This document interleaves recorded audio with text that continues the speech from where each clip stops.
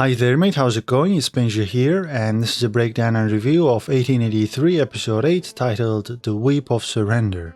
This week's adventure begins with a roundup of horses. Charles Goodnight and Sam are with our main protagonists, and Sam thinks they should target the stallion, catch him so that the others fall in line and follow them. This fun 2-minute sequence culminates with Sam and Elsa carving out the stallion and catching it. Shea tells James that Elsa is starting to ride like a Comanche, and Charles says that's a compliment.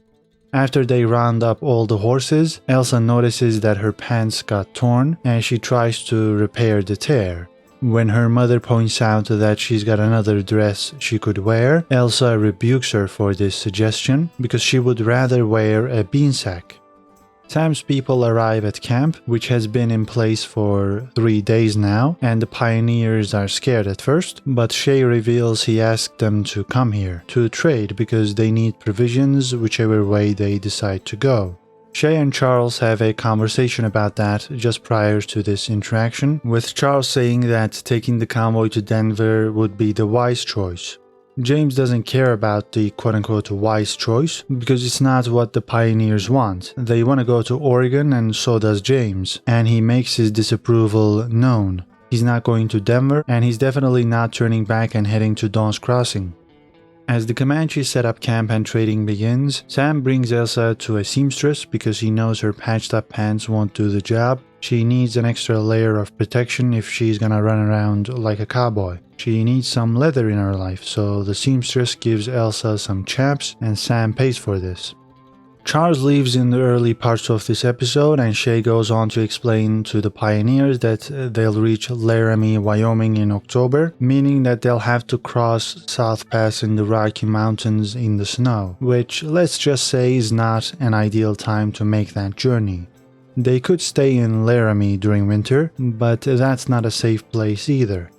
Their other option is to go to Denver and spend the winter there, but the problem with that is the pioneers will have to be maids and miners just like they were back at home. That's not what they want. They want to get to Oregon as soon as they can and have their own land. They're not very patient either, so staying in Denver is not ideal for them. This is when James interjects to tell everyone that he's heading north and anybody who wants to ride with him is welcome. But he makes sure to point out that he will not cuddle them and protect them the way Shea does. No, James will make them work and they'll have to keep up. Shea thinks James is gonna get them killed, but James argues people die in Denver too. At least this way it'll be their choice, and that is the point. These people are dreamers, they have a goal in mind, and they've come this far with that objective. James thinks they should be free to make their own decisions, and they choose to go with James. The focus shifts almost entirely to Elsa and Sam at this point. Elsa makes it known to him that she doesn't want to leave, she doesn't want to see mountains, and Sam responds by saying that mountains are worth seeing, and he eventually tells her that he himself can take her to see mountains, and in their minds it's settled, they want to be together. So Sam heads out to see James and to offer him something for his daughter.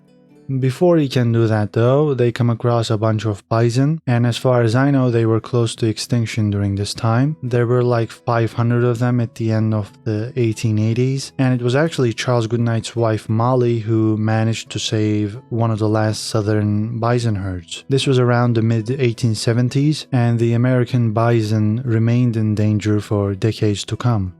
Getting back to the show though, Sam and Elsa go hunting, and Elsa's inexperience is completely ignored as she gets one of the bison with her first try by shooting it behind its ears. She does this with ease. Sam tears the bison's heart out and takes a bite. Elsa takes a bite first because this is tradition. The bison's strength becomes their strength.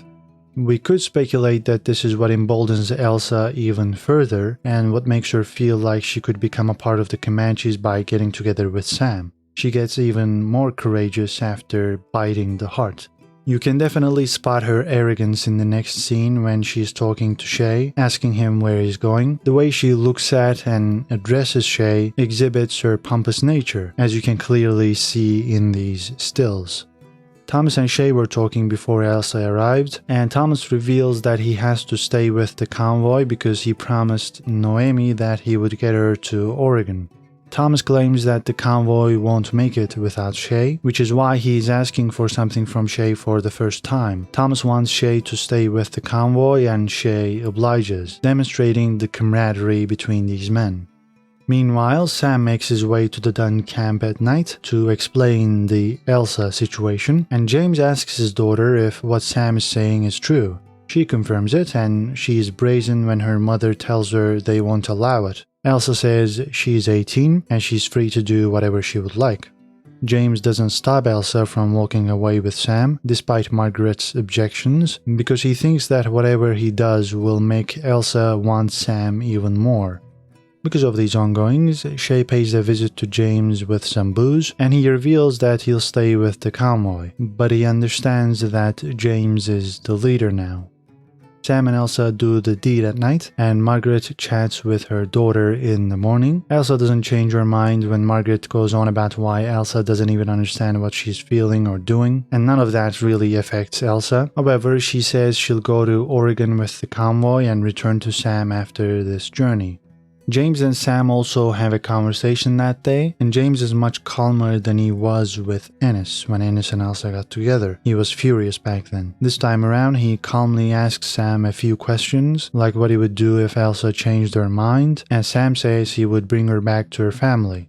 James also wants to know how and where they would live, and that answer is quite easy for Sam because he knows Elsa isn't gonna just want to settle down. What they'll do is they'll chase bandits together. James and Margaret make fun of Elsa that night, pointing out that at this rate, Elsa will probably fall in love again by the time they get to Nebraska. They get on the trail the next morning. Elsa has a Comanche dress now, and she bids a temporary farewell to Sam after agreeing that they'll meet here in June. Elsa shouts that she loves him, and Sam responds in his own language, which logically Elsa can't understand because she only learned a few words in these last few days. I doubt her crash course would be enough to grasp what Sam is saying here, but it looks like she actually understands it, because she talks about what Sam says in her narration. Anyway, Sam tells her she's the wife of a warrior, so she's a warrior now. They part ways, and Elsa notices the way everybody's giving her judgy looks, but she doesn't care. After she wastes everybody's time by keeping them waiting, Elsa comes up to her father and says, "We are wasting time," as if they are the ones responsible for that and not Elsa. And that's how episode 8 comes to an end. You might have noticed that this video was a little bit different than my usual episode breakdowns. The word review is not in the title, and I wanted to briefly explain why that is. The way this show started has nothing to do with what it is now, the Elsa show. I'm not happy about the lack of character development and screen time the pioneers have had. The fact that Thomas, Shea and James have taken back seats and became side characters in Elsa's romance show is not great either. So I'm almost fed up with the show because it's not what 1883 was advertised to be.